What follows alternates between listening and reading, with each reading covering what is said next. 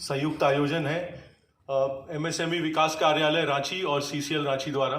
आप सभी का पुनः स्वागत है। इसमें एक छोटा सा प्रेजेंटेशन सीसीएल के बारे।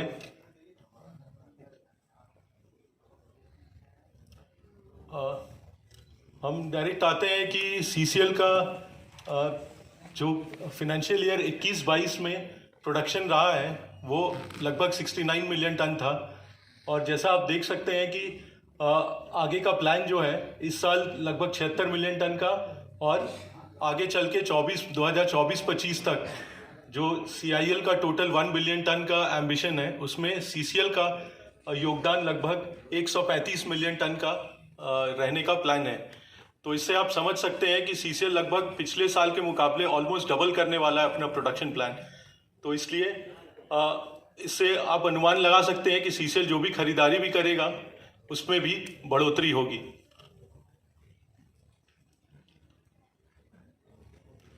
सो हम लोग सीधे प्रेजेंटेशन पे आते हैं जो मेन है।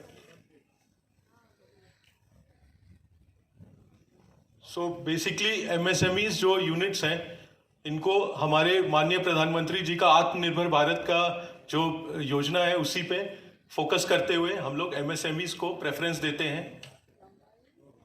तो डेफिनेशन जैसा पहले ही सबने कवर कर दिया है।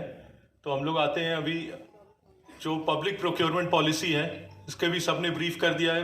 कुछ थोड़ा डिटेल्स खाली बता दिया जाए, जैसे EMD exemption, free tender document, purchase preference. अगर एमएससी उद्योग है तो उसको L1 + 15% में 25% क्वांटिटी का प्रेफरेंस दिया जाता है।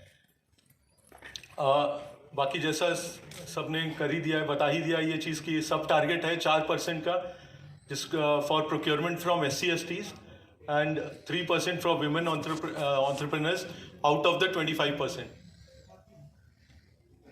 सो बेनिफिट्स तो जैसे इसमें ऑलरेडी कि ईएमडी मनी नहीं लगता है।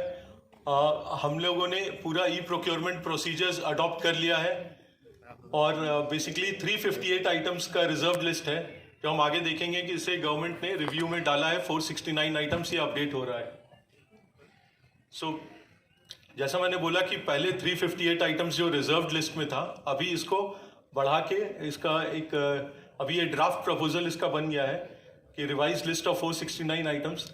गवर्नमेंट ने इसको मिनिस्ट्री ऑफ एमएसएमई के वेबसाइट पे भी डाला हुआ है, आप चाहे तो इसको देख सकते हैं। इसमें 30 नवंबर तक आप अपने सजेशंस भी दे सकते हैं। इस लिस्ट में कुछ कुछ आइटम्स नए ऐड किए गए हैं, जैसे या चेंजेस हुए हैं उसमें MS material, SS material, enamel, acrylic paint, footwears, raincoats, industrial fans and blowers, particle board made of coir, fibre board of coir. और इसके अलावा जैसे नए जो आए हैं carpets, handicrafts, handloom, khadi, AC coil, contactor kits, alum, lead acid battery, PPE kit. और इसके अलावा 16 नए सर्विसेज भी ऐड हुए हैं, जैसे house keeping, sanitation, canteen as well as hiring of vehicles. तो आप इसको देख सकते हैं। सीसीएल जो भी प्रोक्योरमेंट कर रही है वो सारे मतलब इसमें से जो भी अगर ये फाइनल होती है तो इसमें से भी हम लोग बेनिफिट देंगे। इसके अलावा जी तो अब जैसे देख रहे हैं कि ये पब्लिक प्रोक्योरमेंट पॉलिसी जो है वो ट्रेडर्स के लिए नहीं है, इसमें आपको मैन्युफैक्चरर्स के लिए मेनली ये किया गया है जो माइक्रो स्मॉल के लिए है। और सिक्योरिटी डिपॉजिट और PBG तो आपको देना पड़ेगा। तो जैसे आत्मनिर्भर भारत का हमारा माननीय प्रधानमंत्री जी का जो ये है उसमें 200 करोड़ तक के टेंडर्स के लिए ये डोमेस्टिक टेंडर्स ही रखा गया है। ग्लोबल टेंडर्स हम तभी कर सकते हैं जब उसका हमें एग्जेम्पशन मिलेगा, वो भी कैबिनेट सेक्रेटेरिएट लेवल से। तो preference to make in India जैसा पहले भी ऑलरेडी बता दिया गया है। तो इसमें बेसिकली क्लास 1, क्लास 2 और नॉन लोकल सप्लायर्स हैं। क्लास 1 लोकल सप्लायर्स हैं जो 50% और मोर लोकल कंटेंट रखते हैं। तो लोकल कंटेंट का मेनली हुआ जो amount of value added in India which is total value of item procured minus the value of imported content. तो आप जो भी सामान खरीदने में यहाँ जो आपकी मतलब पैसे लगेंगे, उससे इम्पोर्टेड कंटेंट जो भी है उसको माइनस करके जो लोकल कंटेंट आता है वो 50% से अधिक रहेगा तो क्लास 1 लोकल सप्लायर, और क्लास 2 लोकल सप्लायर है 20% से ज़्यादा और 50% तक